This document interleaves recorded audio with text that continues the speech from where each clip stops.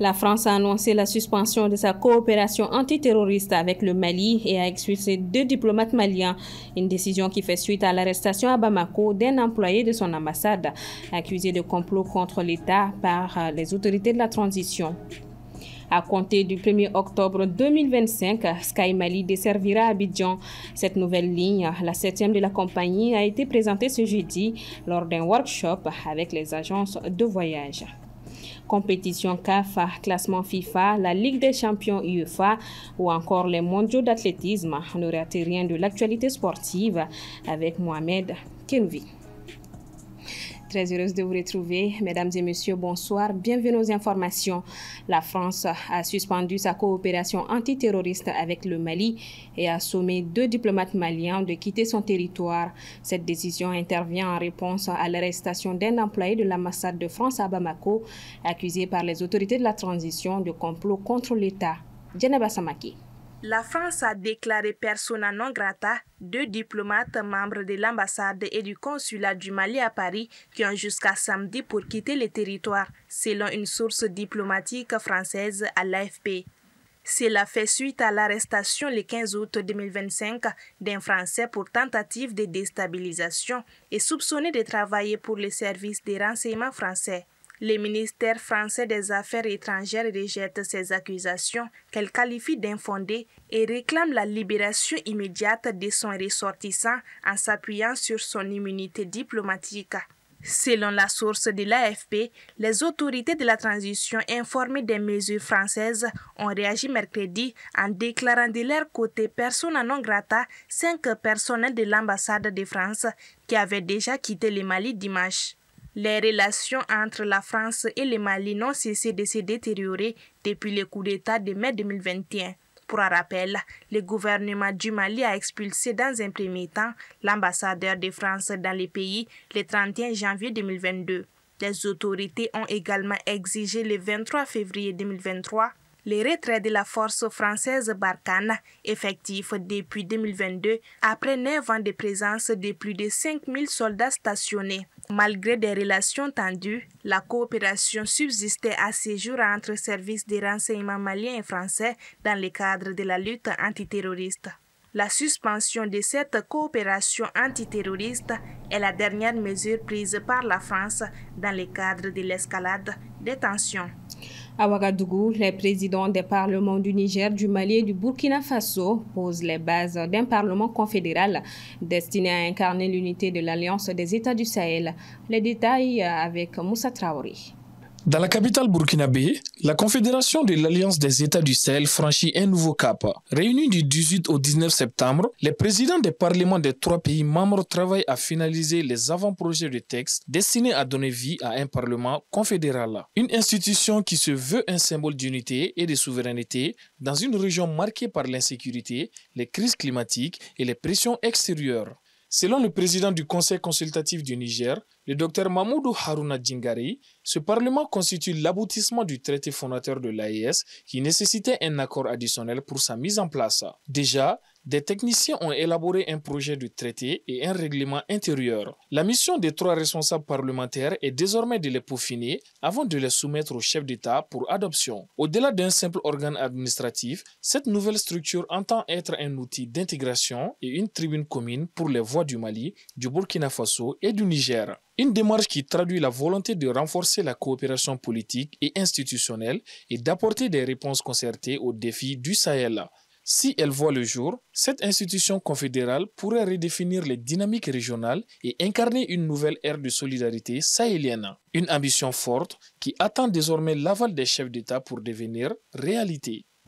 Éducation à présent, elles incarnent le mérite et l'avenir du pays. Hier jeudi, les meilleures lauréates du bac et du DF ont été célébrées et récompensées lors de la 6e édition de l'initiative Asita Fayanama Kone qui promeut l'excellence et valorise l'éducation des filles. Balkissa Maman Traoré et Assitoumani Koulibaly. Les 2 lauréates nationales du DF et du bac, qui sont respectivement Abibatou Kotin Koulibaly et Samira Silla, ont été auréolés hier jeudi 18 septembre. Cette distinction est placée dans le cadre de la 6e édition des remises des prix d'excellence Fayanama Kone. Une initiative qui encourage l'éducation des filles et valorise l'effort des jeunes filles. La célébration de l'excellence est entrée dans les traditions tant au niveau de la présidente de la République qu'au niveau du ministère de l'Éducation nationale chaque fin d'année. Chers lauréates nationales, désormais, vous devez tenir haut le flambeau de l'excellence et servir de modèle pour vos camarades et pour la jeunesse malienne. Selon la présidente de l'initiative, ces prix décernés ont pour objectif d'encourager les futures générations à prôner l'excellence dans l'éducation des filles. Depuis 2020, nous avons 25 filles qui ont été financées par l'initiative Assistant Fanyana Makone et nous continuons de faire cette assistance-là. Et aujourd'hui, on est une centaine de membres à peu près et d'autres promotions nous ont rejoints, notamment la promotion avant nous et la promotion après nous. On n'oublie pas les garçons, mais on veut juste combler le gap qu'il y a aujourd'hui entre les filles et les garçons. C'est pour ça qu'on encourage les filles pour le faire. En sus des prix décernés, d'autres récompenses de la part des partenaires ont été faites. Il faut noter qu'un programme de suivi de ces jeunes dames est prévu. Actualité à l'intérieur du pays, après Yorosso, la hausse du prix du carburant est constatée dans d'autres localités du Mali et varie, tenez-vous bien, entre 1000 et 1500 francs CFA le litre. Aminata Keita nous fait le point. Ces derniers jours, les habitants de Mopti et Sévaré font face à une augmentation du prix du carburant à la pompe, mais encore plus dans l'informel. Dans la ville de Sévaré, les témoignages confirment que le carburant a connu une augmentation de près de 750 francs.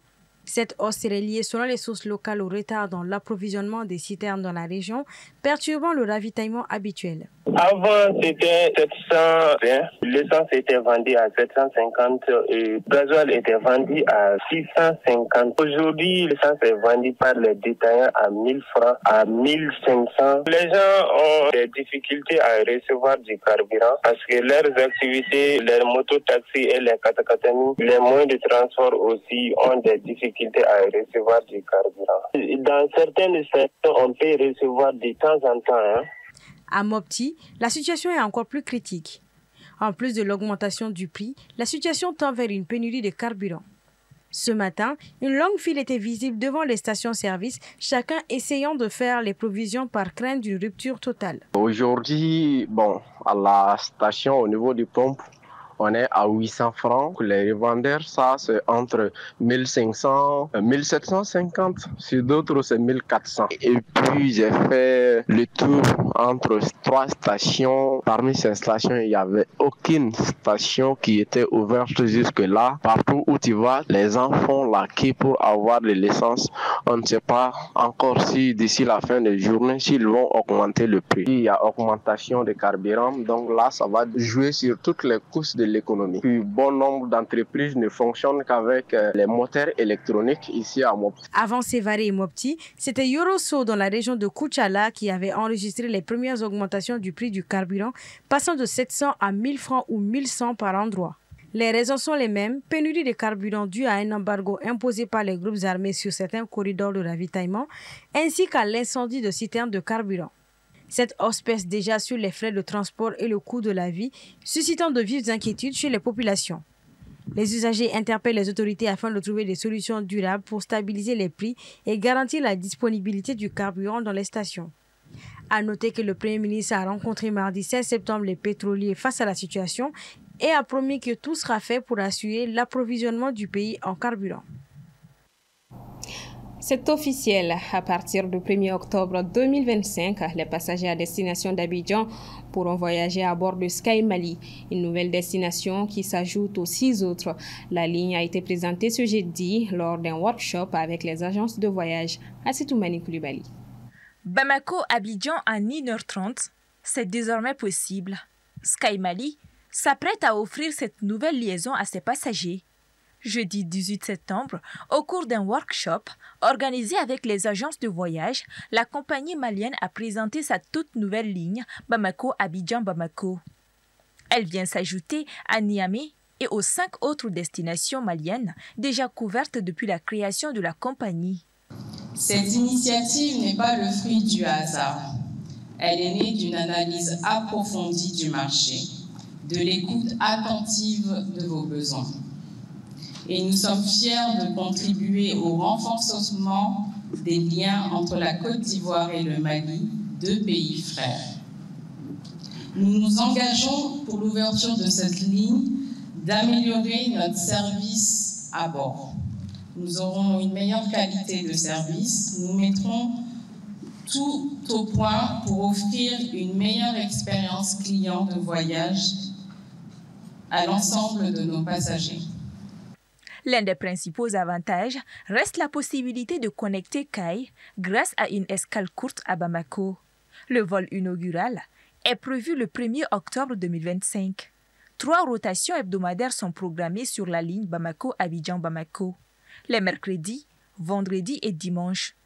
Lors des échanges, des préoccupations ont été soulevées concernant la ponctualité et le confort. La directrice générale a tenu à rassurer les représentants des agences de voyage. Nous allons accentuer nos efforts sur la ponctualité et la régularité de nos vols. Il s'agit d'une priorité absolue. Et nous allons améliorer, renforcer le partenariat avec vous, les agences de voyage. L'initiative a été saluée par plusieurs agences qui ont exprimé leur soutien au projet. Une très belle initiative et que j'ai d'ailleurs et pour laquelle j'ai d'ailleurs proposé qu'il y ait un cadre de concertation entre Sky Mali et les agences de voyage IATA. Parce que le réseau de distribution des billets d'avion, c'est les agences de voyage. Donc les agences de voyage et les compagnies aériennes pour que la vente puisse se faire dans des conditions idoines. Pour un aller simple en classe économique, le billet est fixé à 147 400 francs CFA et à 270 800 francs CFA pour l'aller-retour.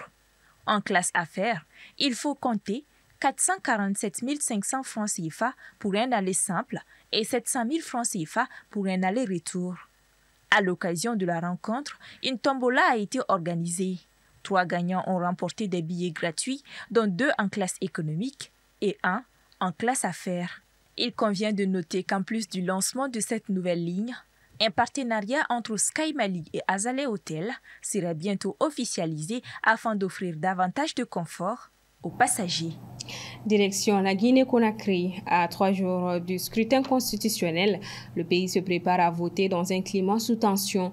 Si la réforme est présentée comme une avancée vers le retour à l'ordre civil, elle est aussi critiquée par son caractère politique et les restrictions entourant le processus électoral. Fatmata Wassiou.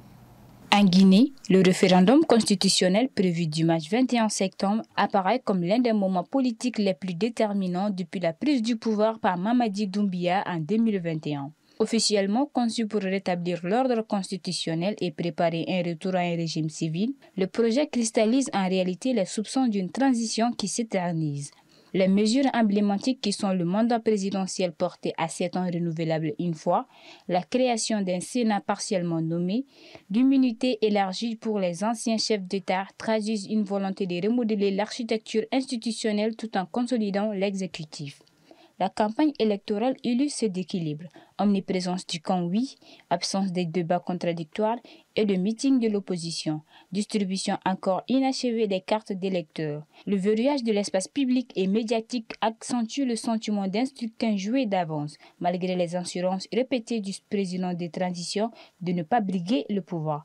Le gouvernement a suspendu des partis, renforcé son contrôle sur les médias et muselé les voix dissidentes, ce qui alimente la méfiance sur la sincérité du processus. À quelques jours du vote, la question dépasse donc le simple texte constitutionnel. Elle touche à la crédibilité du calendrier électoral de décembre et à la capacité du pays à basculer vers une gouvernance civile réelle. Puis au Cameroun, un appel inattendu secoue la scène politique. Dans une vidéo devenue virale, Brenda Biya, fille unique du président Paul Biya, exhorte les électeurs à ne pas voter pour son père, qu'elle accuse d'avoir fait du tort au peuple. Une sortie qui enflamme les rangs du pouvoir alors que le chef de l'État brigue un nouveau mandat à la présidentielle du 12 octobre 2025 et qui met en lumière les tensions au sein de la famille présidentielle tout en relançant le débat sur l'avenir politique du pays. Sans transition, on parle sport avec Mohamed Kenouvi qui vient de me rejoindre sur le plateau. Bonsoir Mohamed. Bonsoir Marie-Thé. Alors donc le Stade malien et les Djoliba AC en lice ce dimanche au compte des compétitions CAF. Oui, les deux représentants maliens sur la scène continentale entament l'aventure africaine avec 2 déplacements à l'extérieur pour le compte des matchs allés des premiers tours préliminaires en Ligue des Champions. Le Stade malien, champion en titre du Mali, se déplace pour affronter en match délocalisé à Douala les Centrafricains de Tempête Mokaf ce dimanche 21 septembre, tandis que le Djoliba AC de son côté en Coupe CAF met le cap sur le Nigeria pour y défier Abia Warriors FC. L'objectif est le même pour les 2 clubs de la capitale, obtenir un bon résultat à l'extérieur et faire un pas dans la course à la qualification pour le prochain tour en attendant les matchs retour à domicile prévus dans une semaine ici à Bamako. Et le Mali qui perd 2 places au classement FIFA. Oui, les Aigles ont régressé de 2 rangs dans le classement actualisé des sélections nationales pour le compte du mois de septembre. Classement publié hier jeudi par la Fédération internationale de football association FIFA. Le Mali occupe désormais la 56e place mondiale alors que le pays était classé 54e dans le classement précédent. Ce recul s'explique notamment par la défaite concédée face au Ghana le 8 septembre dernier lors de la 8e journée des éliminatoires de la Coupe du Monde 2026. En Afrique, les Aigles restent toujours dans le top 10 mais quittent la 9e pour la 10e place et désormais derrière l'Afrique du Sud. Ligue des champions UEFA, Erling Haaland s'offre un nouveau record. En ouvrant le score hier dans la victoire 2-0 de Manchester City face à Napoli, Erling Haaland est devenu le joueur le plus rapide à atteindre la barre des 50 buts en Ligue des Champions. Le Norvégien a atteint ce total en seulement 49 matchs, surpassant largement le précédent record du Néerlandais Ruud van Nistelrooy avec un ratio de plus d'1 but par match jamais atteint auparavant. À titre de comparaison, Lionel Messi avait eu besoin de 66 rencontres pour atteindre les 50 buts, Kylian Mbappé 79 et Cristiano Ronaldo 91 matchs. On termine donc avec les mondiaux d'athlétisme. Le Botswanais Kebina Chipi, sacré champion du monde du 400 mètres. À seulement 21 ans, Bousang Kolen Kebina Chipi est le nouveau roi du 400 mètres homme. Il s'est imposé hier en finale à Tokyo sous une pluie battante en 43 secondes 53, établissant le record du Botswana et signant également au passage le meilleur temps mondial de la saison. En tête après le dernier virage, le Botswanais a fini fort devançant le Trinidadien Jerem Richards, arrivé 2e en 43 secondes 72, et Bayapo Ndori, un autre Botswanais, arrivé en 3e position en 44 secondes 20. Le jeune athlète a déjà un palmarès prometteur avec notamment un titre mondial en relais 4x400 mètres en 2024 et une médaille d'argent olympique. Merci beaucoup Mohamed Kenouvi. Je vous en prie. On se dit à vendredi prochain. Inch'Allah, merci. Voilà, point final à ce 1945. Merci de votre constante fidélité. Excellent week-end à toutes et à tous.